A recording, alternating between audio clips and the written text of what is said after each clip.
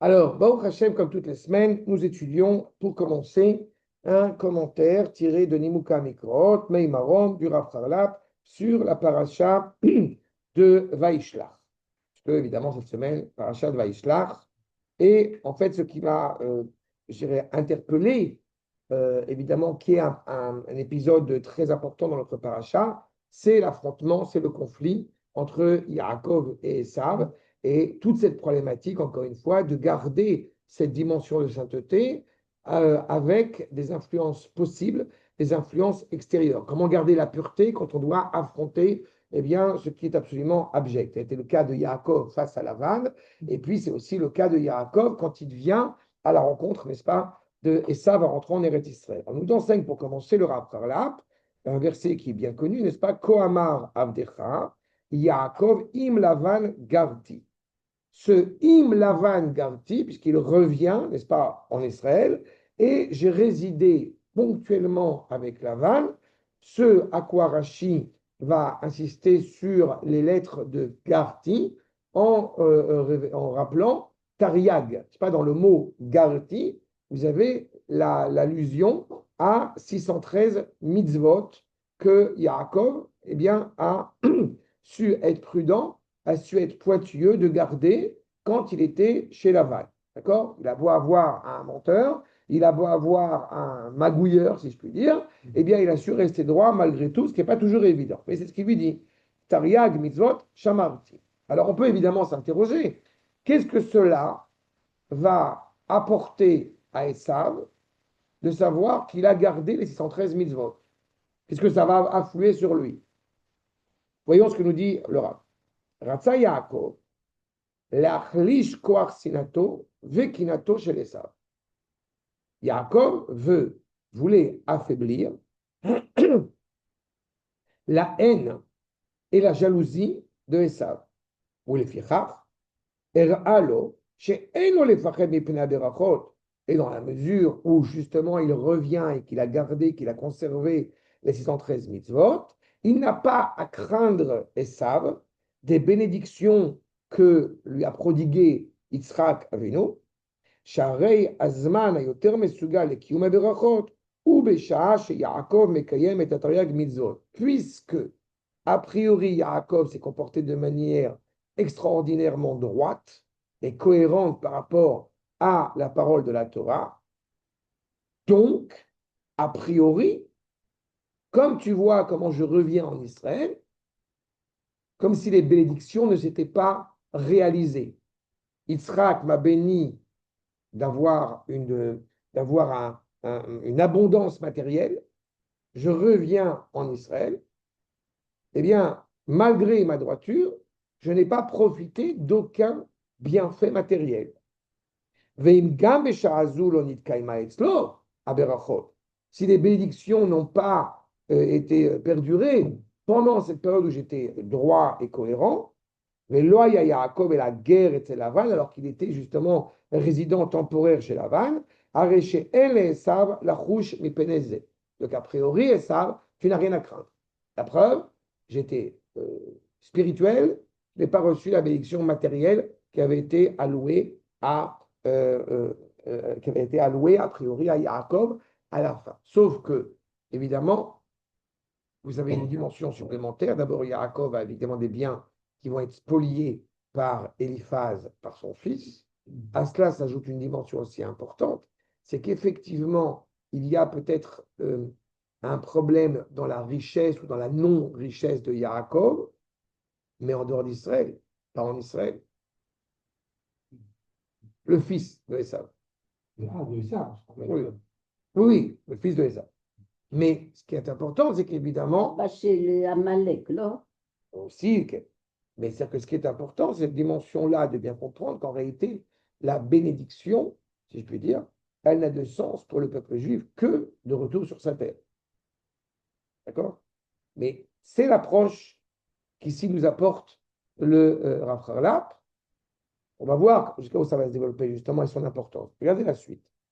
Et la suite du verset va faire ad ata, j'ai retardé jusqu'à maintenant, jusqu'à aujourd'hui. Le deuxième point, n'est-ce pas? Kol kocha shel la touma, toute la force de l'impureté, Eina, Ela, l'Acher et Atova, Vela'akev les Sha'ar. En fait, vous avez cette dimension qui est toujours très importante. L'attardement, on peut le comprendre de deux manières. C'est-à-dire, quand on va servir des divinités étrangères, on dirait en français, Elohim, Acherim, on peut le comprendre comme étant des divinités autres, étrangères, mais on peut aussi le comprendre comme étant des divinités, des idéologies qui vont retarder, l'Acher, c'est la même racine, qui vont retarder l'accomplissement de la pleine bénédiction. Dans la même cohérence, on a le droit de s'interroger à chaque fois pourquoi est-ce que les goïms sont aussi têtus à vouloir nous porter préjudice. Pourquoi? Parce que c'est vain. Ils ne font que retarder l'échéance, mais ils ne peuvent pas empêcher la réalité de se mettre en place.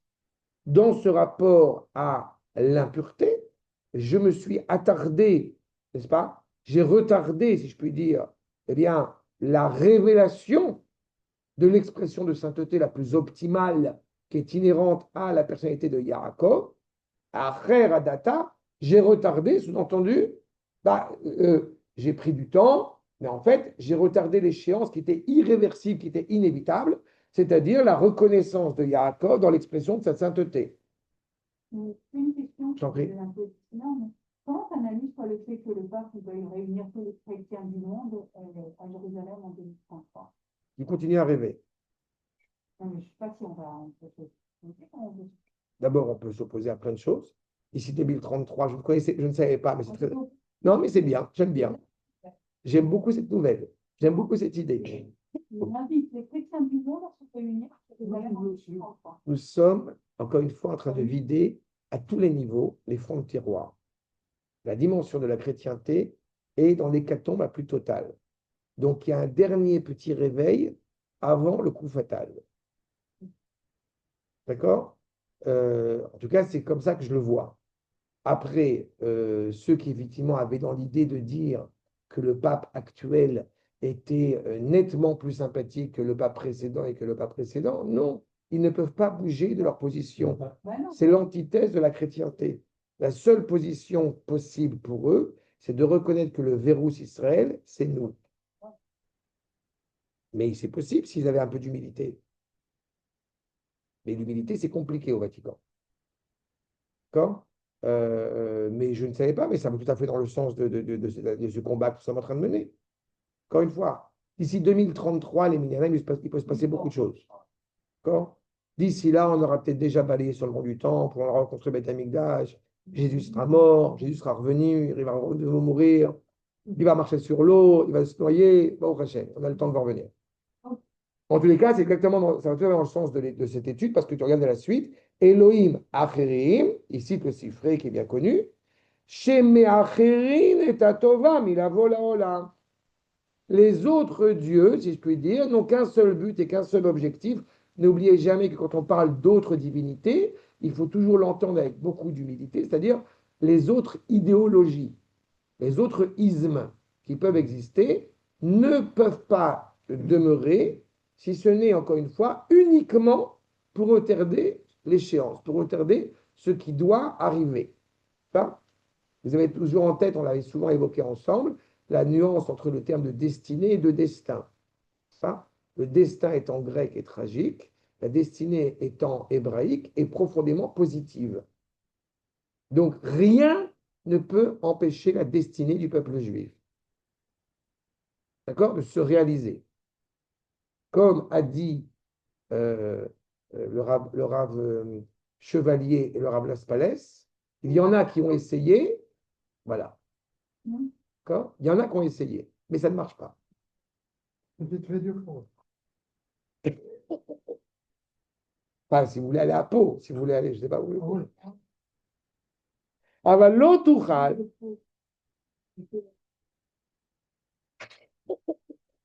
Non, non, je me surprends comme ça. Moi, c'est mon style. Je me suis habitué, c'est mon style. Je vous cite en plein milieu, voilà, un petit Fernandel, un petit truc. J'ai des blagues de vieux, ça y est, ça commence à. Ah bon? Non? Si, si, si. Vous savez, pour Audiard ou Yavad, j'ignorais que Fernandel. Bien sûr. Hein. Audiard, il a eu des propos un peu. Mais il écrit, il a tellement Moi, bien j'aime écrit. les voir Fernandel. Bref, Jean-Yann, Ah ouais? et vous tous les gens. oui, je l'ai redit il n'y a pas longtemps. C'est quelque chose. Il était. אבל לא תוכל בשום אופן לאבד, voyez, לאבד את הטובה לגמרי מן העולם. En aucune manière, nous pourrions perdre cette bienveillance et cette bonté qui est inhérente au monde. Il faut toujours avoir en tête que dans la culture de Esav, justement, qui ne vit qu'au présent, eh bien, la culture chrétienne qui part du postulat que l'homme est foncièrement mauvais à la base, la culture hébraïque est exactement dans le sens inverse. Hachem a façonné d'abord l'homme qui était un homme droit. Asa et Adam Yachar. D'accord? On est exactement à l'inverse. Non, parce que Rousseau, il part du postulat que c'est la vie en société, qu'on va retrouver un peu chez Montaigne, qui va le déglinguer, qui va le souiller, alors que ce n'est pas du tout le cas dans la tradition hébraïque. Mais tu as raison, c'est important. Vézé, si tu lis un jour les confessions de Rousseau, si tu as lu l'occasion de trucs, je vais rappeler ça pour le bac et on avait lu ces trucs-là, et c'est un pervers ce type, que tu saches. Rousseau est une pourriture. Bref. Vézé, Machéchalach Yaakov les Esav. Encore une fois, Yaakov a envoyé clairement cette prise de conscience, encore une fois, vers Esav. Dans le premier commentaire, eh bien, il y a une idée de vouloir, encore une fois, adoucir la haine et la colère de Esav. Dans le deuxième propos, en fait, il y a une remise en place, c'est-à-dire comprends bien que tu ne peux pas empêcher en réalité la bénédiction de se réaliser, tu ne peux que la retarder. Im Lavan Gartiva Acheradata, Kelomar, Gam Lavan, même Lavan, qui a voulu essayer de tout détruire, Bikesh Akor et Akol. N'oubliez pas que Lavan était très satisfait que Rachel n'ait pas d'enfant. Tant que Rachel n'avait pas d'enfant, bah, la malédiction pouvait encore être sur le peuple hébraïque. Mais parce que si Rachel n'a pas d'enfant, ça veut dire que on ne peut pas partir. Yaakov, dès que Yosef est né, on se lève, on s'en va. N'est-ce pas? Bon. Quand Yosef naît, Rachel et Léa eh bien, sont tout à fait engagés à revenir en Eretz Israël. Et donc, c'est la problématique. Pourquoi il fallait que Yosef naisse en dehors d'Israël? C'est un sujet à part entière, mais pour pouvoir affronter l'exil au moment opportun où il devrait peut-être arriver, puisqu'on devait être en exil certainement. Mais en tous les cas, quand Rachel a un enfant, pour Lavan, c'est la fin de son procédé. Pas? Il avait déjà essayé, je vous rappelle, avec Eliezer, en mettant du poison, n'est-ce pas, dans la soupe de Eliezer, et il poursuit avec ce qui se passe avec Yaakov. L'accord est accord, la volonté de déraciner totalement la possibilité du projet hébraïque. Lavan est devenu un goy. Quand je dis qu'il est devenu un goy, pas un ben noir, je pense bien distinguer les deux choses. Puisqu'il cite au nom du dieu de Nachor. C'est ça qui est terrible. C'est ce que dit Rachel et Léa quand on ne va pas rester nochiot, on ne va pas rester des non-juives, si je puis dire, en dehors d'Israël. C'est terrible ce terme. Sauf qu'à un moment donné, malheureusement, Lavan a fait ses choix. Il ne se reconnaît plus dans le Dieu d'Abraham, il se reconnaît dans le Dieu de Nachor. Pas les doudanim, les trafim, les statues, les statuettes. Doudanim, trafim. C'est les mandragores. C'est les mandragores. Tu parles de Réhouven. Okay. Vous avez encore autre chose. Les trafim. C'est les statues quand même d'idolâtrie. C'est une très bonne question. Tu veux la réponse? Rabbeita.com. Rabbeita.com. Ok. Je vais l'envoyer demain, si tu veux. J'ai fait un cours là-dessus. Je vais l'envoyer. Je vais te l'envoyer. Le truc, c'est que je suis en train de me rendre compte que parfois j'ai fait des cours qui n'étaient pas enregistrés et donc je vais vérifier pour être certain, mais il me semble que j'avais fait ce cours et que je l'avais enregistré. Si jamais je ne l'ai pas enregistré, c'est bien. Comme ça, tu me rappelleras que j'aurai à faire un cours pour l'année prochaine. Ou je t'envoie la feuille de source et tu te débrouilles. Je me souviens pas avoir entendu. Mais je vais t'envoyer si Dieu veut. La kor et akol. Lo ala beyado, kim, la acher et atova. Pourquoi j'ai retardé l'échéance de revenir en Israël? Parce que Lavan m'en a empêché. Lavan, il a pu penser qu'il arriverait vainement à mettre fin à la descendance de la famille hébraïque, qu'elle allait devenir un peuple. N'oubliez pas que Abraham, Yitzhak et Jacob, c'est le tronc. Ça y est, dès que Rachel a enfanté Yosef, ça y est, on est quasiment réglé. Enfin, retenez toujours cet enseignement du Rav Tzvi Yehuda que les parachiotes vont par couple. Hein? C'est-à-dire que quand vous avez Lech Lecha Vaïra, c'est Abraham Avinu, puis on passe Chaye Sarah Toldot, c'est Yitzhak, puis on est Vaishlach, non, j'ai une bêtise d'ailleurs. Non, non, c'est ça. Vaishlach, Vaïtse, Vaishlach, Yaakov, et à partir de Vaïshev, Miketz, on est chez Yosef. Le protagoniste principal, alors que tous ces personnages, tous ces aïeux, continuent à vivre encore un certain nombre d'années. N'oubliez pas que Yitzhak est encore vivant à l'époque de la vente de Yosef. Mais on ne parle plus de Yitzhak à ce moment-là. Mais il est vivant. Il est à côté de son fils et de ses petits-enfants, par exemple. D'accord? Ça veut dire, Bah, à côté de Yaakov. il est en Israël. Yaakov est revenu en Israël. Avec- Toute l'histoire avec la vente de Yosef qui s'avère être terrible, ils sont là. Ils sont en Israël. Ils sont à Hebron, ils sont là. On n'en parle pas du tout. Oui, moi, j'ai appris au moment où. Non, parce qu'on fait le calcul. Tu sais quand est-ce qu'ils sont c'est décédés. rêves. C'est très bien que quand Yitzhak apparaît sur le devant de la scène, par exemple, c'est lui qui va ramener Ketura à son père. Oui. C'est lui qui ramène une troisième femme, si je puis dire, à son père, une fois que Sarah est décédée. Donc on voit bien qu'il est encore vivant. Et si en plus moment il est vivant, excusez-moi, mais en plus ça, il aura les enfants de Ketura qui sont bien vivants. Donc ça montre bien qu'il est bien vivant, si je puis dire. D'accord? C'est bon? Donc, c'est pas clair. Non? Ah, c'est Abraham. Oui. Oui, j'ai cité Abraham. Ah, Non, j'ai dit que Yitzhak a ramené Ketura à son père. D'accord? Ça veut dire qu'Abraham est encore vivant quand est encore bien vivant oui. Il va faire quand, Oui, d'accord. quand Yitzhak apparaît sur le devant de l'histoire. Quand est-ce qu'Abraham décède, je te rappelle, au moment du plat de lentilles. Donc il est encore bien vivant. Oui. Il est vivant même longtemps. Il a vu l'évolution de Jacob et de Esav. Et Yitzhak est encore vivant. Il est vivant jusqu'au moment de la vente de Yosef. Donc, je répète, il y a beaucoup d'années qui sont passées déjà, puisqu'il a eu le temps de voir Jacob avec tous ses enfants, Rachel et Léa, ou plus Léa, peut-être que Rachel qui décède sur le chemin, mais de revenir en Israël. D'accord? Dans tous les cas, Lavan, je répète, n'a qu'une seule volonté. A priori, c'est de tout détruire. Il ne peut pas y arriver. Donc, il se satisfait de savoir qu'il peut retarder l'échéance. L'échéance, l'acher est à tova, échéance bonne, positive. L'acher adata, ve'af atatale beyadecha, charas velo tifal meuma. Toi, si tu veux me porter préjudice, tu veux briser la réalité, sache-le, tu ne pourras pas y arriver. Par contre, rak l'acher est à tova velo yoter. Tu peux retarder la grandeur du projet, mais pas plus. Par exemple, un idolâtre qui viendrait en 2033 à l'Eminyanam, en Israël, tu vois, il pense que, évidemment, ça va être la grandeur de son idolâtrie pourrie. Vous vous rendez bien compte, évidemment, que c'est une absurdité monumentale. Pourquoi? Parce que Akash Baruch Hu a décidé, après 2000 ans d'exil, qu'il est temps que son peuple revienne chez lui. C'est aussi simple que ça.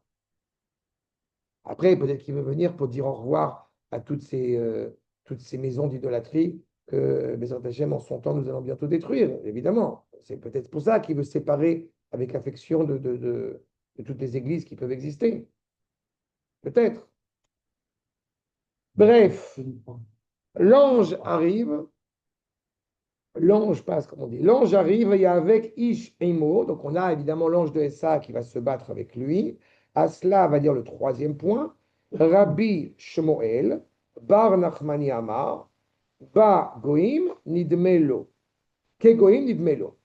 Il y a donc cet homme, Ish, qui vient se battre avec lui, nous dit Rabbi Shmuel, en fait, il avait l'impression que c'était en fait un goy qui était devant lui. C'est l'avis de Rabbi Shmuel. Et Rabbi Shmuel bar Acha, il dit quoi? Ketalmit Chacham Nidmelo. C'est intéressant. Il y a clairement une controverse. Pourquoi? Ah oui, quand vous avez Akoum, vous savez que c'est Obdek Kochavim Mazalot. C'est la censure, mais c'est un goy, quoi. C'est un goy. Vous avez compris? Oved Kochavim et Mazalot, c'est un idolâtre.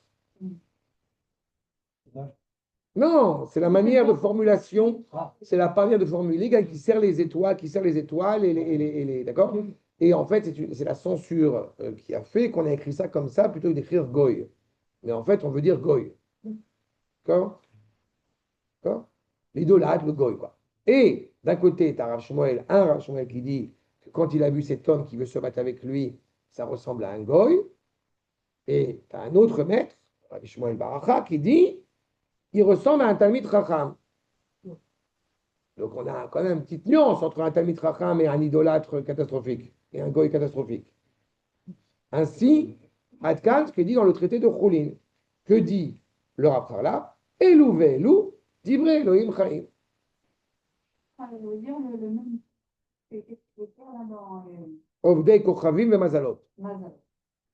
Et donc, Rav Charlap dit, comme c'est évidemment des grands maîtres qui se sont exprimés, tous deux tiennent les paroles du Dieu vivant, d'Hachem. Qui savo chez les Esav, Omer shehu ilamed et Yaakov, emuna teora, veillez lo le Rav. Que dit le souffle de Esav? Il va enseigner à Yaakov la confiance pure envers Akadosh Baruch Hu, et grâce à cela, eh bien, le ministre, l'ange tutélaire de Esav, va devenir le Rav de Yaakov, puisqu'il va lui enseigner quelque chose d'important. Ou Behemet, Eino ela goy, chez Kol emunato ena ela kfira vechiruv klape ma'ala. Mais en réalité, il n'est autre chose qu'un hérétique à l'égard de la confiance envers Akadosh Baruch Hu, et il suscite la colère du Créateur. Comment est-ce qu'on peut être les deux? Je vais vous le traduire de manière la plus simple possible. Ce que dit le Rav Charlap en une phrase, c'est extraordinaire. Si les goïms étaient sympathiques, soyons en interne. Si les Arabes étaient sympathiques, comme ça a été le cas dans la conception de certains, si les Arabes étaient sympathiques, alors on aurait pu négocier des territoires d'Eretz Israël. Donc on est content que ce soit des pourris. Comme ça, on ne négocie pas la terre d'Israël.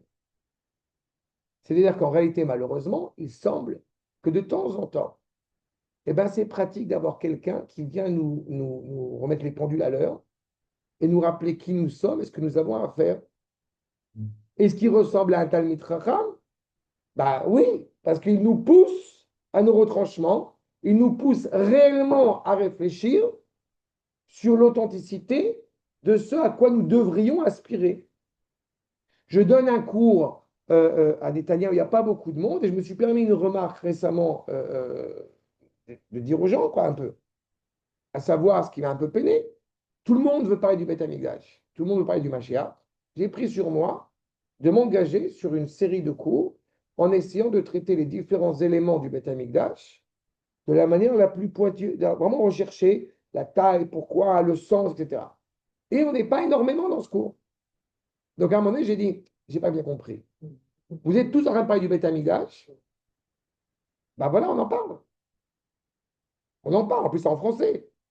Vous voulez tous le Mashiach. Très bien, venez, concrètement. Malheureusement, ça montre bien que on n'est pas tous prêts encore. Ce qui est légitime. Mais qu'on arrête de dire quand est-ce que la Géoula va venir, quand est-ce que le Mashiach va venir, quand est-ce qu'on va reconstruire le Beth Amikdash, quand est-ce qu'on va renouveler les sacrifices. Ah non, je suis végétarien, moi ça me...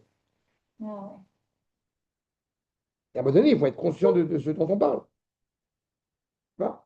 C'est exactement la problématique. Parfois, il semble nécessaire que celui qui est profondément l'antithèse d'Israël vienne lui rappeler qui il est vraiment. Évidemment, malgré tout, il va susciter la colère du Créateur parce que c'est la manière un peu détournée. Tu vois? Puisque nous avons étudié ensemble le Rav Tertel, j'ai envie de dire, est-ce qu'on a besoin, a priori, de Émeric Caron et de toute la clique pour nous dire, Révré, rentrez à la maison en Israël? Mais tu comprends, c'est ça ce qui est un petit peu attristant. Il est bien. Formation. Non, le département. Notamment, Je sais, moi j'ai un appartement en vente et mon agent immobilier il me dit très différent qu'il y en a plein en vente dans le 16e. Même dans le 16e. ouais, non, c'est un Neuilly, je parle de data. Oh, mais là, toi, c'est le 16e. Bref, Les grandes surfaces qui appartiennent aux Juifs, ils sont très difficiles. Vayara, ki lo yochal lo, veiga bechaf yercho, vetakachaf yerech Yaakov, pe avako imo. On se rappelle que il n'arrive pas, évidemment, à le blesser totalement, à le tuer, que Dieu préserve, mais malgré tout, il le fait boiter. Il arrive à blesser ce qu'on appelle le fameux guide anaché, n'est-ce pas? Le fameux nerf sciatique, on l'a toujours appelé en français, dans ce combat qu'il a mené avec Yaakov. Vous vous rappelez toujours que le nerf sciatique, tel qu'il est appelé en français, je ne sais pas si c'est le sens en français, mais en tout cas en hébreu, il y a cette notion de ce nerf qui rattache justement à la jambe droite, qui rattache du sol jusqu'aux organes génitaux de l'homme. Il y a un nerf comme ça là. C'est ça le nerf sciatique en français? C'est ça que ça veut dire? Pas tout à fait ça, mais Ah, le nerf sciatique, il s'arrête pas au organe sexuel. non, ça ne s'arrête pas là. Non, Ah, il va même plus haut, tu dis. je crois. Mais je te crois. Mais en hébreu, c'est ça le sens. Parce qu'il y a une volonté réellement d'affaiblir, c'est ça ce qui se cache derrière, d'affaiblir l'instinct vital qui est inhérent à l'homme d'Israël. Et donc la seule manière la plus optimale, si je puis dire, pour blesser Israël, c'est les filles de Midian. C'est Internet. C'est que Dieu préserve tout ce qu'il peut y avoir de totalement dépravé. Parce que Israël est naturellement rattaché à cet élan vital. On ne peut pas le tuer, mais on peut l'affaiblir totalement. On a parlé tout à l'heure de l'impureté. On peut l'affaiblir totalement dans cette dimension-là. Regardez ce que nous dit le Rav Harlap. Kaf Yerech Yaakov, Elu Yotse Yericho, c'est-à-dire ceux qui vont sortir de ses entrailles, de ses Vainu, Sheitzliach Lachnis Sigim. Il a réussi, par le combat qu'il a mené avec Yaakov, il a réussi à introduire des souillures, des taches. Em Nefashot chez Esav.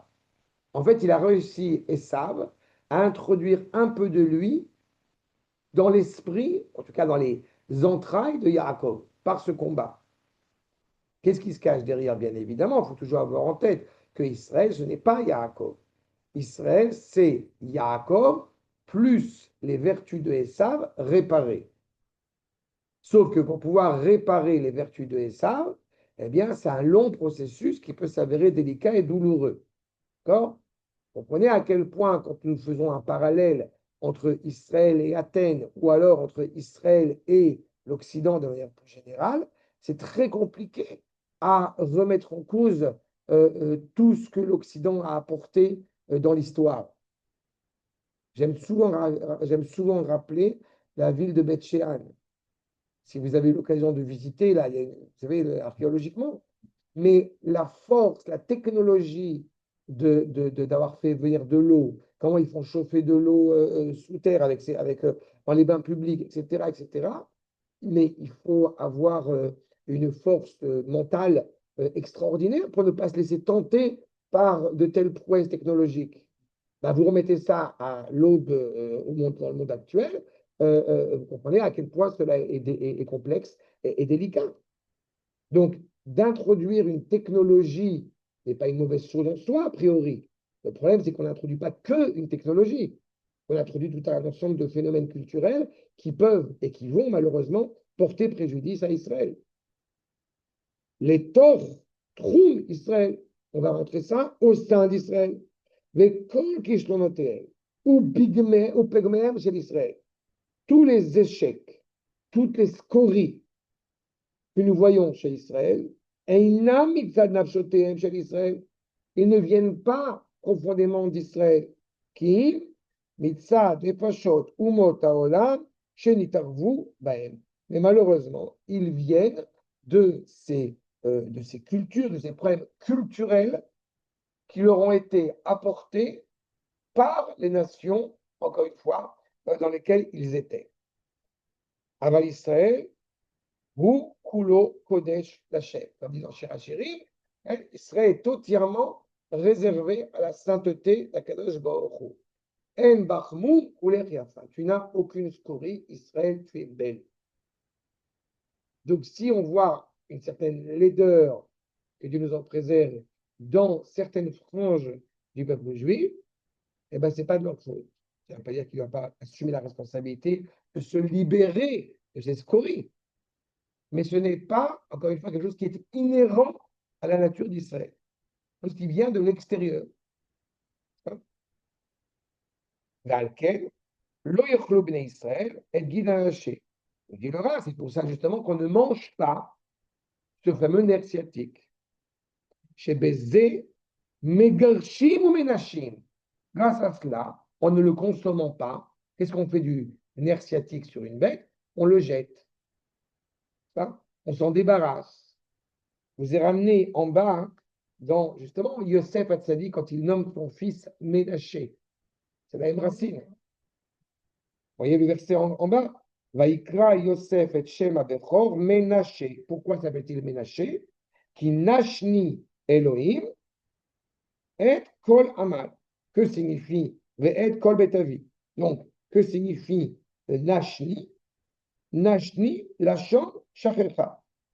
Je me retrouve, mon fils aîné, je me retrouve en Égypte, comme si, que Dieu préserve, Dieu m'avait oublié en étant en Égypte. Nashni. D'accord? Nashni, il m'a oublié. Je ne suis plus malheureusement dans la maison de mon père. Il a été vendu, il est en Égypte là-bas. D'accord? Et bien c'est ça. Le guide anaché, on veut justement l'oublier. On veut se libérer de cette scorie que Esav nous a apportée. Mekirvam et anefashot azorot. On veut se libérer, renvoyer ces instincts, ces étincelles étrangères qui nous ont été apportées, et surtout, Shenit Kaou et Slam Minachutz, qui se sont trouvés coincés chez nous et qui viennent de l'extérieur pleinement. Encore une fois, ne prenez pas les propos, ni les miens, ni ceux du Rav Charalap. Nous ne sommes pas en train de dire, dans ce cas-là, il faudrait revenir à une réalité d'il y a 300 ans. Ce n'est pas ça qu'on est en train de dire, ou 300 ans ou 2000 ans. C'est-à-dire, on n'est pas en train de dire, de dire ce genre de propos. On dit simplement qu'avec une extrême prudence, j'ai envie de dire, de savoir qu'est-ce que je ramène à la maison. Qu'est-ce que je fais rentrer chez moi.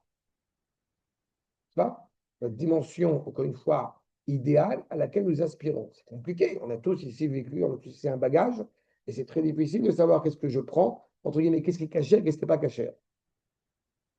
Il m'est arrivé encore récemment de faire une remarque à des jeunes Israéliens qui remettaient en cause, et des jeunes Israéliens qui ont une kippa sur la tête, qui remettaient en cause la véracité d'un propos, d'un précepte de la Torah, sous prétexte que dans l'état actuel des choses, n'est plus d'actualité. Mais je leur ai dit, s'il y a un problème, il est chez toi, il n'est pas dans la Torah. Parfois, on peut être soumis à des propos qui nous semblent très étranges par rapport à la culture que nous avons reçue, mais il importe de se libérer de cette culture et de comprendre, même si on ne le comprend pas, que les préceptes de la Torah, que la parole d'Akadosh Baruch Hu est éternellement juste et morale. Et comme nous avons été influencés par cette culture extérieure, donc on aurait une tendance parfois à ne pas se rattacher à ce qui est l'authentique soi. C'est ça que l'on train de nous dire le Rav. L'influence de Esav, elle a eu des répercussions qui peuvent s'avérer dramatiques. D'accord?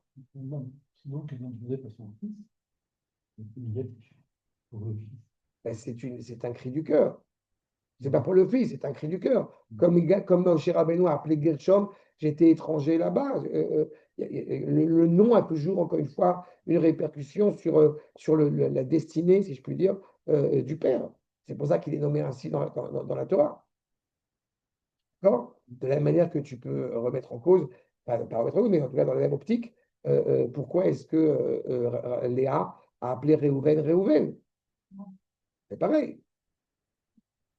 Dieu a vu mon état de pauvreté, a vu mon état dramatique. Dieu a entendu Shimon, Shama, etc., etc. Évidemment, il y a une implication sur les tribus. Je ne pense pas que je vous apporte une nouvelle extraordinaire en vous disant que les noms qui sont donnés à nos enfants proviennent toujours certains disent évidemment d'une éminence prophétique, mais ils proviennent toujours de quelque chose qui tient à cœur les parents. Hein. Comme j'aime à rigoler là-dessus, parce qu'aujourd'hui je peux en rigoler, il ne faut pas être prophète pour comprendre que si ma fille elle s'appelle Emouna Simcha, après 5 ans de mariage, on n'a pas eu d'enfant, que ça nous a procuré un petit peu de joie et un peu de confiance en Akadosh Baruch Hu d'avoir notre première fille. D'accord? Je ne pense pas qu'il faut être prophète pour comprendre ça. Oui, voilà, c'est positif. Oui, parce que c'est là. Mais je ne suis pas Yosef avec la grandeur de. Mais on dit Et de la manière que Rachel, excuse-moi, de la manière que Rachel, je te rappelle, elle appelle son fils Yosef, c'est-à-dire qu'elle implique déjà qu'elle aura un deuxième enfant. D'accord? Veine, Avot Akedoshim, donc les patriarches, Beze Shekimu et Kol HaTorah Kula, Ad Shelo Nitna. Nos patriarches ont patriqué toute la Torah à tel point qu'elle n'a pas besoin de leur être donnée, puisqu'elle était inhérente à eux. Irdiru et Kedushat Torah, ils ont fait intégrer la sainteté de cette Torah et de ses mitzvot, Betor Toram Shel Israël, au sein même de leurs descendants de la nation hébraïque, et ils ont mis en place un cheminement, un chemin, Salelou, Lifnehem, et Aderer, Asher Ilchou Ba, Lishmor, et Derech Hashem. Et ils ont mis en place un chemin qui va les mener à garder les préceptes divins. Il faut toujours avoir en tête que quand Akadosh Baruch Hu va donner la Torah au peuple juif, il parle à un convaincu. Pas? Parce que le peuple juif est prêt pleinement à entendre cette parole du roi, la rencontre avec le roi. Alors qu'à l'inverse, quand le roi des rois, si je puis dire, va rencontrer les goïms, il la refuse. Pourquoi la refuse-t-il? Parce qu'ils sont en inadéquation totale avec la réception de la Torah. D'accord? Israël veut la Torah. Il est intimement attaché à la Torah. Inadéquation. On serre à ta main. Et évidemment, vous allez. Pourquoi est-ce que Akadosh Baruch Hu a mis la montagne sur nos têtes? Non, ça va, on sait pas. La volonté du peuple est fragile, elle est trop fébrile. Et comme le monde va tenir sur la Torah, donc il est impératif que Akadosh Baruch Hu ne puisse pas, comme j'aime à le rappeler, qu'il ne puisse pas répudier sa femme. Donc il se marie avec elle, après que la femme ait dit « Je t'aime, mon chéri », eh bien, il est impératif que le mari prête sa femme de force, dans l'image que vous avez ici illustrée. Hein? Je n'ai pas dit que c'était comme ça que le couple devait être généré. Hein, d'accord? Et pour ne pas pouvoir la répudier. Parce qu'il pourrait venir un moment, que Dieu nous en préserve, où le peuple juif dirait la terre d'Israël, aujourd'hui j'aime bien, demain je ne sais pas. La Torah, oui, un petit peu, vite fait, un petit peu, pas trop de Torah quand même. Quand ça pourrait arriver, ça n'existe pas, mais ça pourrait arriver qu'il y ait un juif, un extraterrestre, eh bien, il ne fasse pas Shabbat, il ne mange pas kasher. Ça pourrait arriver. D'accord? Ça n'existe pas, mais encore une fois, c'est science-fiction. C'est exactement cette problématique-là. Donc, à l'échelle de l'entité du peuple, il est essentiel, encore une fois, que le peuple soit naturellement rattaché à la Torah. Il y a une expression que j'aime beaucoup, excusez-moi, de mon beau-père, qui dit c'est dommage que les Sfaradim sont en train de s'ashkénaziser. Pourquoi il dit ça comme ça? Parce que vous aviez une génération, il n'y a pas si longtemps que ça, où tout juif séfarade qui se respecte, qui se dit pas religieux, comme on a l'habitude de l'entendre, il a une kippa dans la poche. On ne sait jamais Non, Ou un mouchoir. Ah, moi, j'ai connu le mouchoir. d'accord? 4-2. C'est ça, je veux dire. On a C'est dit- inscrit en nous ce lien indéfectible à Akadosh Baruch Hu. Hem ou Benem Achavehem, leurs enfants après eux. Jusqu'à quand? Ad Sof Kol Hadorot, toutes les générations. Et là, chez Bedavar Echad, Lo Salelu Avot et Aderech le Benem. Mais il y a un point sur lequel, à cause justement de ce combat avec Esav, c'est là où Esav a quand même malgré tout réussi à faire boiter Yaakov. Il y a un point sur lequel malheureusement, eh bien, ils n'ont pas transmis cette fidélité, cette authenticité à l'égard de leurs enfants, à savoir la question du mariage. Shechen, Matzinu chez Yaakov nasa shte achayot. Yaakov s'est marié avec deux femmes. Ve Amram nasa edoto.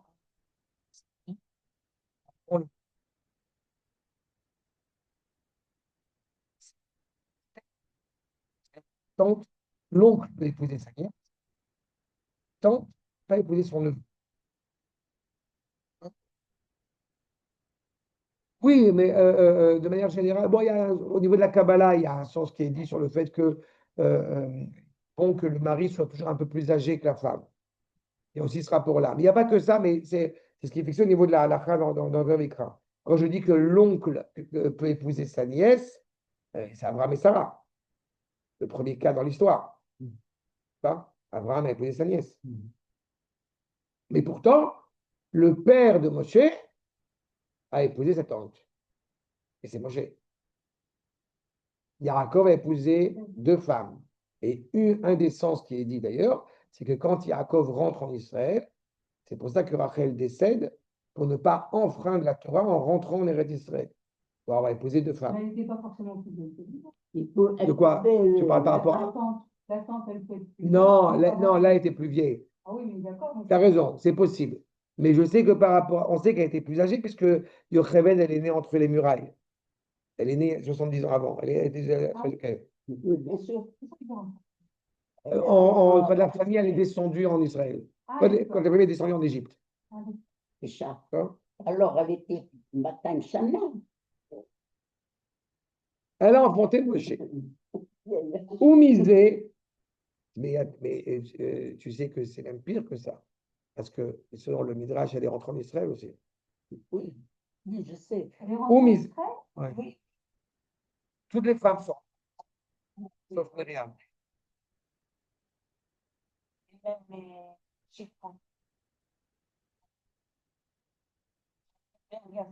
Ou misé.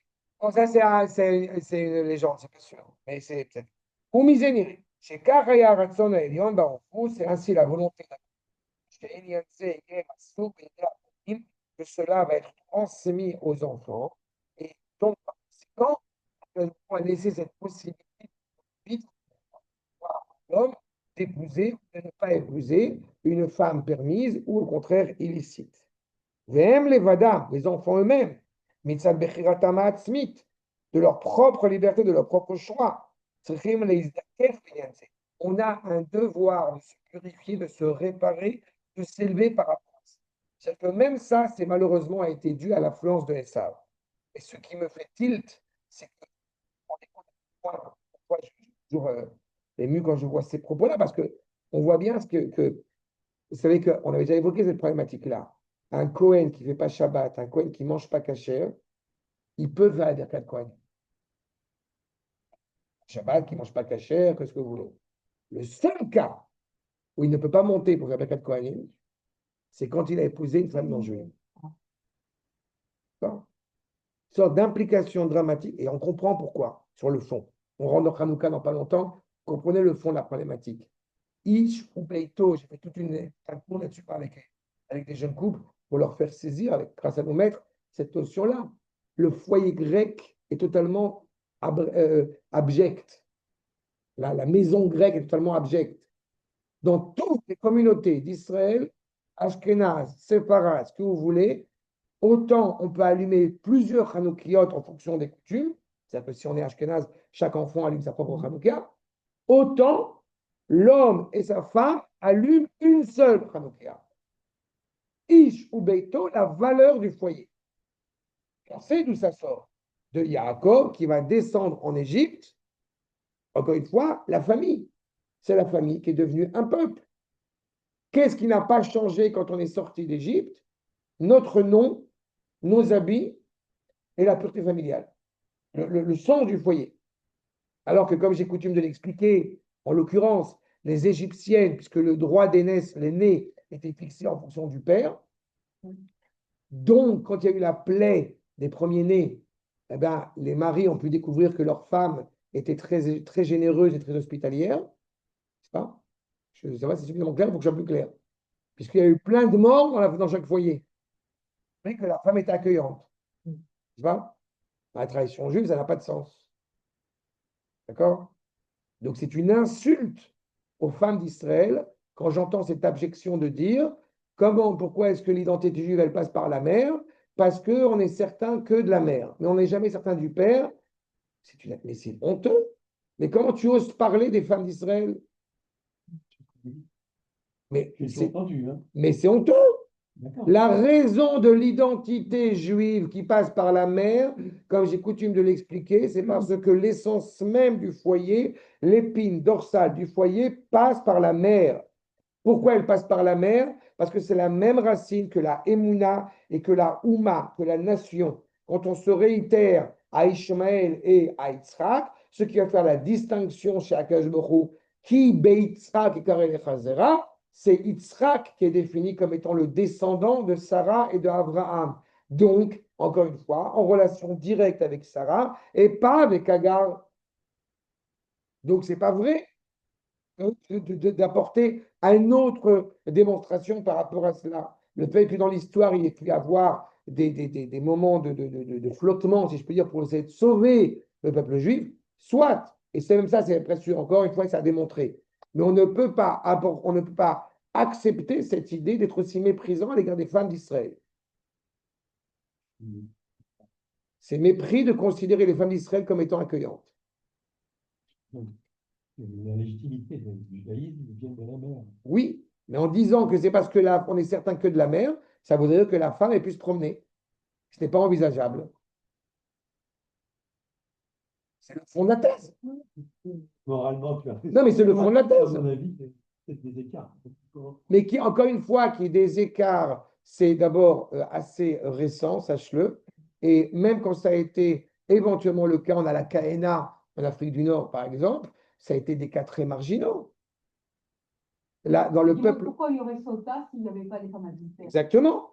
Oui, mais encore une fois, dans cette réalité de Sota, comme tu l'évoques à l'instant, qui est tout à fait juste, c'est encore une fois en interne. C'est ça que je veux vous dire. Ah, entre nous. Mais oui, malheureusement. Mais non, mais c'est scandaleux. On est tous d'accord que c'est scandaleux, c'est pas ça la question. Mais l'idée de laisser entendre, encore une fois, qu'il y a une sorte d'ouverture, que Dieu préserve, quand la femme, elle est allée avec un autre homme, même si le gosse, en l'occurrence, ça va être un bâtard, son père, il est juif. Quand même. D'accord? Mais d'évoquer cette idée, justement, que l'identité serait ratifiée parce que la femme aurait pu aller avec Christian ou avec Mahmoud, c'est, excusez-moi, ne pas connaître l'histoire de notre peuple.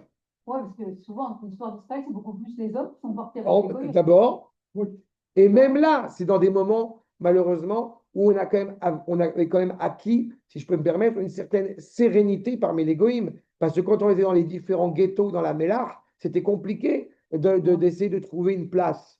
D'accord? On se rappelle de Mahlon et de Kilion, dans l'île des Shoftim, qui sont allés s'installer, y compris les princesses moabites. Et ça reste encore une fois des cas très marginaux, puisque le peuple était en Israël avec toutes les difficultés qu'il traversait. Et voilà un exemple. D'accord? Mais de manière générale, dans l'histoire de notre peuple, on a plus souffert, hélas, de réalité de viol, je ne sais quoi d'autre, pendant 2000 ans, que d'accueil qu'on va trouver chez la femme égyptienne. D'accord? Bref, la valeur du foyer étant encore une fois, même là, tellement importante pour le peuple juif, et même, regardez à quel point il y a un amour d'Israël quand même assez impressionnant, même le moment où malheureusement un juif serait allé avec une autre femme et n'aurait pas pris conscience de la valeur du foyer en épousant une relation illicite ou une femme non juive qui revient au même, eh bien, c'est dû à l'influence de Esav. Ve'etze ra'ata eno asmuya shel Bilam al-Rasha. C'est pour ça que quelques générations plus tard, comment a pu souiller, eh bien, Bilam, comment a-t-il pu souiller, a pu porter préjudice au peuple juif? Il a donné conseil, la chen ya'atz lebnot Moab, sheyafkiru atzmam leznut.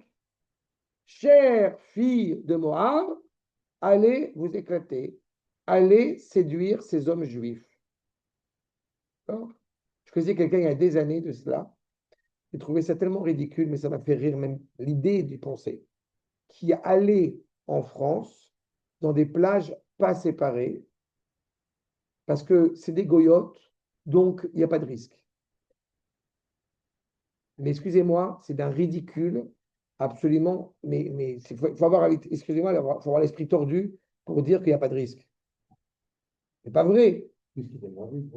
Mais non, mais que ça soit une femme juive ou une femme pas juive, ne me dis pas que tu ne peux pas être tenté par surtout un jeune homme. D'accord? Donc c'est ça. Il envoie des femmes malheureusement séduisantes à Israël en plein désert, 24 000 morts, beaucoup plus que la faute du Bonheur. Kiyada, il savait pertinemment, chez Khan, à Makom Yechidi, le seul endroit où tu peux arriver à faire échouer Israël, et Charles Archil, Halila est Israël, à Kishalon Bezé, Ivgom et Primiutam, le seul endroit où tu peux faire échouer Israël dans son intériorité, c'est malheureusement dans cette relation souillée. Vous avez cité que, vous dire à quel point c'est encore d'actualité, malheureusement. Il avait été demandé au Rav Kanevski, ce qu'il pensait par rapport à Internet, la problématique d'Internet. Et le Rav Kanevski a dit, il y a 80% de gens qui, mariés, pas mariés, jeunes, vieux, ce que vous voulez, qui sont confrontés à cette problématique d'Internet, et il y a 20% qui mentent. Ça veut dire qu'il y a 100%. Et il y a 20% qui mentent. Mais cette formulation, malheureusement, elle est réelle. C'est très compliqué, encore une fois, aujourd'hui, de pas être confronté à des images ou des films ou des paroles ou des vidéos qui sont problématiques. Encore une fois, replacer dans le contexte, quelqu'un, encore une fois, malheureusement, c'est aussi la problématique quand on a banalisé ce rapport à la nudité ou ce rapport même à la vulgarité dans le propos, mais il faut se replacer dans le contexte, encore une fois, d'un juif, encore une fois, qui se préserve traditionnellement, et là, aucune femme ne peut comprendre ce dont je suis en train de parler, mais un homme qui a automatiquement un instinct de vitalité peut facilement trébucher, quels que soient les paramètres dans lesquels nous nous retrouvons aujourd'hui.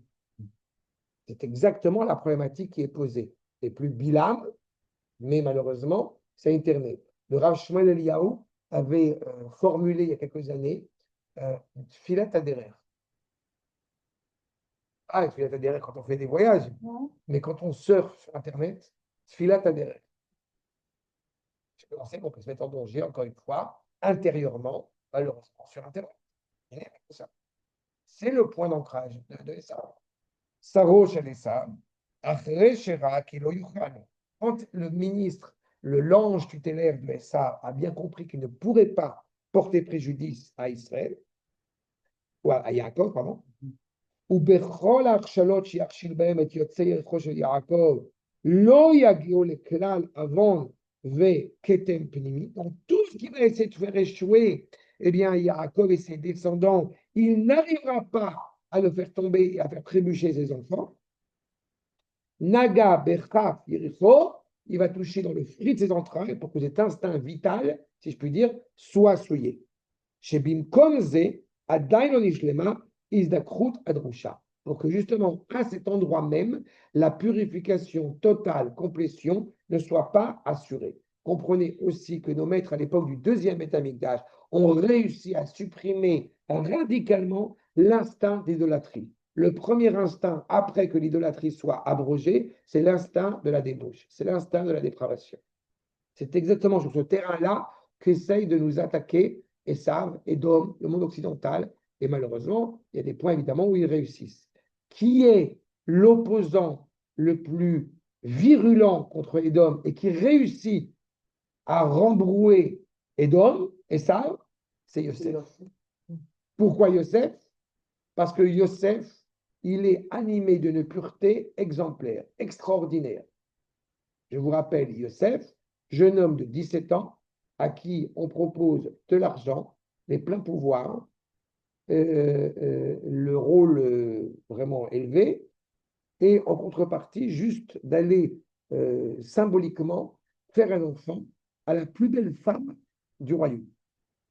Un peu plus âgée que lui, mais c'est pas censé le gêner. Pourtant, sans hésiter, sans froncer les sourcils une seconde, il refuse et sort. À chaque fois qu'on me dit, mais ce ne sont pas des êtres humains, les gens dans le Tanakh, je ne fais pas cacha. Voici l'exemple, voici l'anecdote. Maintenant, je vous mets au défi de trouver dans le monde entier un jeune homme de 17 ans à qui on dit, viens dans la chambre d'une jeune et d'une femme un peu plus âgée, d'une cinquantaine d'années, ou d'une quarantaine d'années, j'en sais rien, peu importe, tu lui fais un enfant, je te donne 3 millions de dollars, tu as les pleins pouvoirs, je vous mets au défi de trouver un jeune homme de 17 ans, de dire, à part mon fils évidemment, de dire, mais même pas en rêve, je tombe dans ce piège. Au moment où les hormones sont en pleine voilà, effervescence. C'est bon?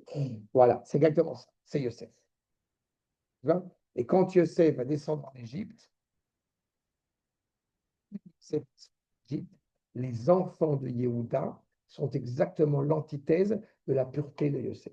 Ils ne veulent pas d'enfants, ils veulent arrêter l'histoire, et malheureusement, ils tombent dans la pureté, dans l'impureté la plus totale. Ils vont en mourir d'ailleurs. Et Réonan. Oui. Pourquoi sont-ils morts? Parce que malheureusement, ils n'ont pas voulu aller avec Tamar. Oui.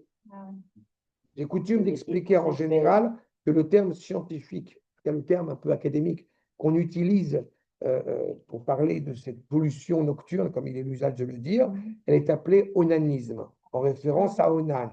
Et je dis que c'est en réalité pas inexact, parce que ce n'est pas la même problématique. On ne parle pas d'un jeune homme ou pas d'un jeune homme d'ailleurs qui a un instinct à vouloir s'auto-satisfaire. Nous parlons d'une réalité de quelqu'un qui a fait en sorte d'aller jusqu'au bout et juste avant de faire en sorte que ce soit vain pour ne pas avoir d'enfant. Ce n'est pas le même contexte. D'accord? Non, mais donc, champ asiatique Oui. empêché donc. Il a attaqué, quoi. Il n'a pas touché, il a attaqué. Empêché donc Jacob de procréer. Non, parce qu'il savait pertinemment qu'il ne peut pas empêcher Yaakov d'avoir des enfants, mais par contre, il peut faire en sorte, d'abord en plus les enfants sont déjà nés, je te rappelle, Oui, d'accord. donc la question n'est plus à ce niveau-là, mais ce n'est pas tellement le propos. Le propos, puisque c'est un ange tutélaire, c'est d'assurer sur l'avenir, c'est de faire en sorte que la famille de Yaakov, et donc le peuple juif, soit faillible sur ces points-là, comme va faire Bilam par la suite. L'enfant qui a eu Jacob avec sa morue, donc ça aurait été affecté par ça. Quel enfant, C'est Alexandre? pas Jacob. Jacob. J'ai pas compris. Tu parles de Yehuda avec Tamar? Oui. Oui, mais ça, c'est un sujet à part entière. Il y a Yehuda et Tamar, raveita.com. C'est une série de cours, c'est 4 cours. Je ne peux pas te dire. Yehuda avec Tamar, c'est une série de quelques cours que j'ai donnés. Mais d'accord? Mais je répète, à l'échelle du peuple juif, on voit bien ce qui s'est passé avec Bilam quand il attaque Israël. Il a bien compris qu'il ne pouvait pas maudire Israël, il ne pouvait pas mépriser Israël ni le déprécier, mais il peut le rendre faillible, il peut le rendre attaquable, si je puis dire, sur son instinct vital. Et d'où il a puisé cet enseignement-là? Ici, de Esav. D'accord? C'est clair? Betaka, donc on reprend cette attaque-là. Amar Rabbi Yoshua ben Levi, enseigne Rabbi Yoshua ben Levi, Melamed, chez Elou Avak Margelotai, c'est-à-dire qu'il a fait monter la poussière qui était par terre. Ah, qui sert à Kavod.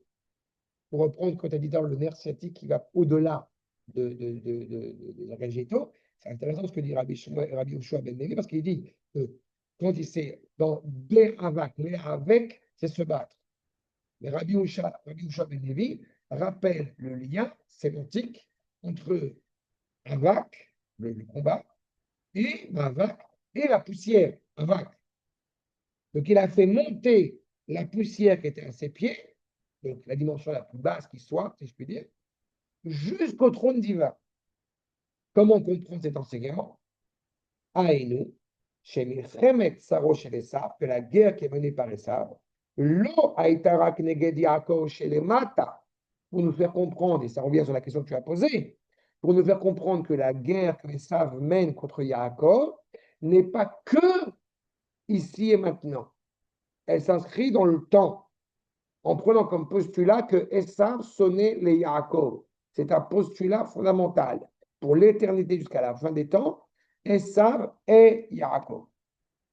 Kim Beikar Neged Yaakov chez les Mana, contre l'esprit même de Yaakov.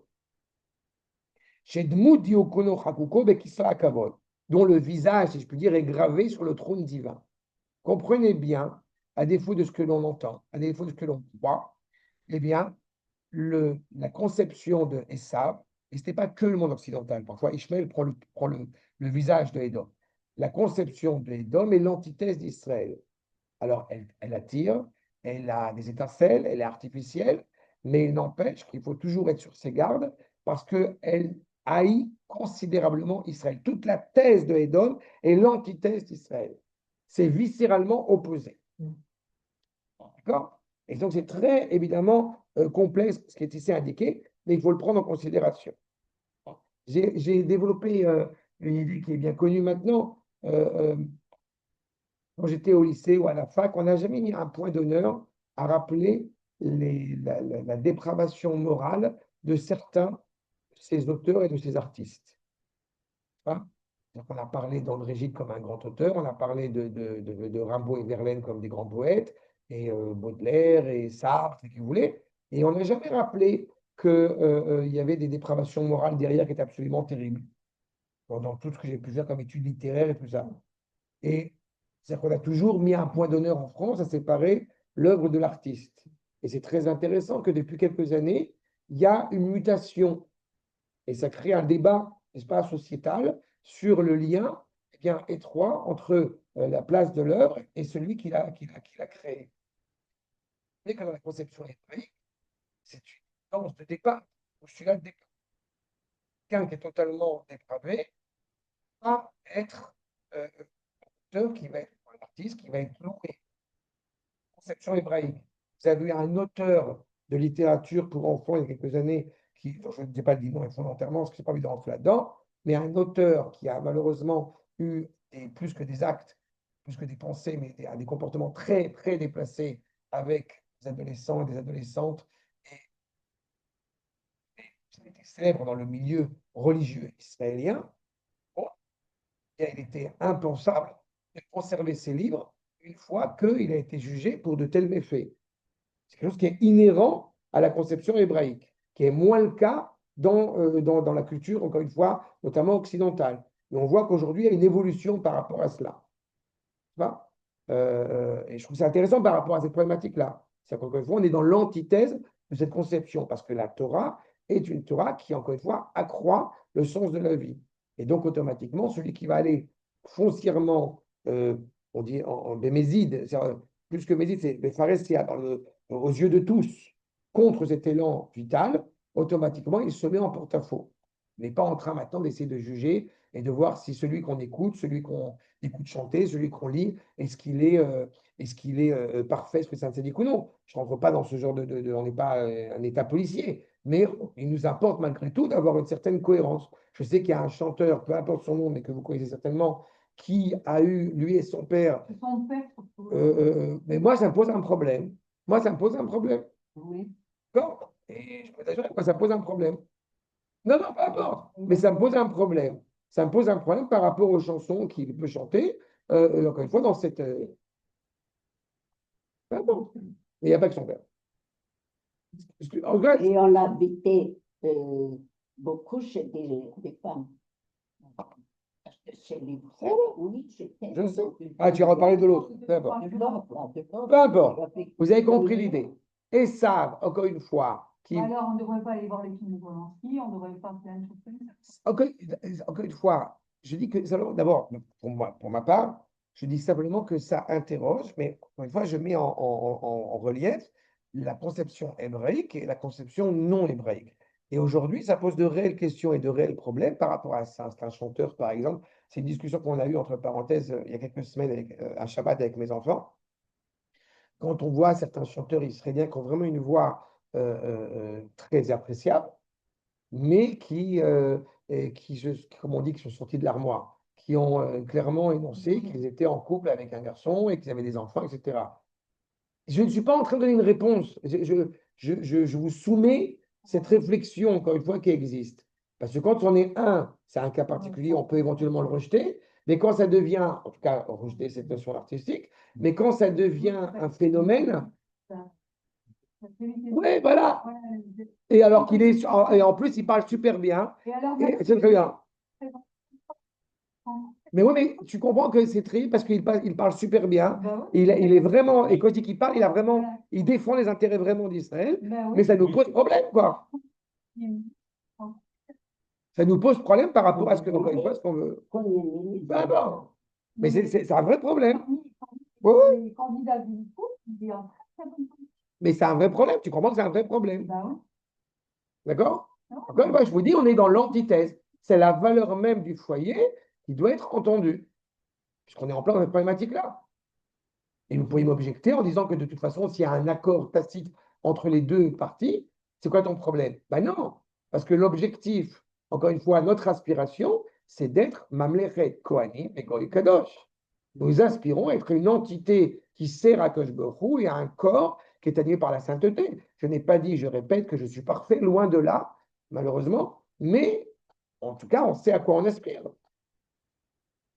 Je termine avec cet enseignement. Vayomer shalachani ki ala shacha, puisque, eh bien, renvoie-moi, l'aube est déjà en train d'arriver. Amar lo malach ani umiyom shenivreti lo igia zamani lomar shira ad arshav. Dit l'ange tutélaire, je n'ai pas été créé sinon pour arriver à ce jour et pour pouvoir chanter jusqu'à maintenant. C'est-à-dire que je n'aurais pas pu, en fait, chanter, je n'aurais pas pu avoir un sens si ce n'était pour me battre avec toi aujourd'hui. Kol atafkid, chez le Staro, chez les Sav, tout le rôle du ministre, de l'ange tutélaire, de Esav, Aya, chez Yaakov, Inatseach Oto. Et je trouve cet enseignement extraordinaire, une fois de plus. Pourquoi? Pourquoi il y a le mal? Ce serait tellement mieux s'il n'y avait pas le mal dans le monde. Ah ouais. Eh bien, que nous dit le Rav Harlap ici? Non. Le mal n'a qu'une seule valeur, c'est que tu aies la force de le détruire. Et c'est essentiel. Comme vous l'aurez bien compris, Yaakov n'est pas le même avant le combat et après le combat. Israël n'est pas le même avant Simchat Torah et après Simchat Torah. Ce qui peut s'avérer encore plus délicat, c'est si on n'a pas compris. Ça serait vraiment attristant. Et c'est ce qu'il nous dit.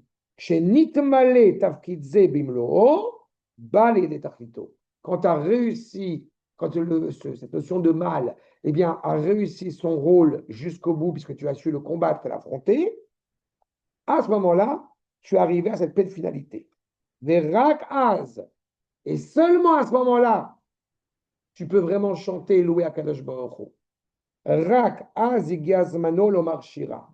Tu ne peux pas louer Akadosh Baruch Hu si tu as peur de ton ombre. Le Rav Kook dira qu'il y a une valeur à l'hérétisme et il n'existe que tant que tu n'es pas capable de l'affronter, de lui répondre. J'ai eu une question qui m'a été posée cette semaine qui était sur le groupe WhatsApp, qui a été posée par un Ben Noach. Et sur le fait que quelqu'un lui a dit tous les sionistes, ils ont rapporté plein de choses qui étaient d'origine étrangère et ils n'ont rien inventé. Alors ici, des exemples bien connus, Gilgamesh, le déluge était déjà là-bas, etc., et Amun-Rabi, etc. Bon, j'ai répondu ce que j'ai répondu, ce qui était tout à fait louable, en disant le fait qu'il ait pu avoir Gilgamesh ne fait que ratifier l'universalité et la cohérence de la Torah. Exactement l'inverse. On n'a pas peur d'affronter telle ou telle culture, quelle qu'elle soit. Parfois, il y a des gens qui sont évidemment malhonnêtes, ça, évidemment, ça n'en manque pas.